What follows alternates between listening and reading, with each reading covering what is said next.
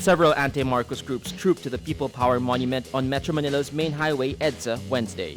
The rallyists hold President Rodrigo Duterte accountable for the covert burial of former President Ferdinand Marcos at the Heroes Cemetery.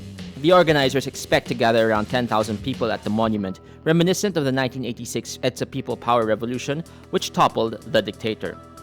There will also be simultaneous rallies in other parts of the country and abroad. The groups are calling on the president to remove Marcos's remains from the Heroes Cemetery, hold the Marcos family and their cohorts accountable for the atrocities of martial law, and stop the Marcoses from holding public office.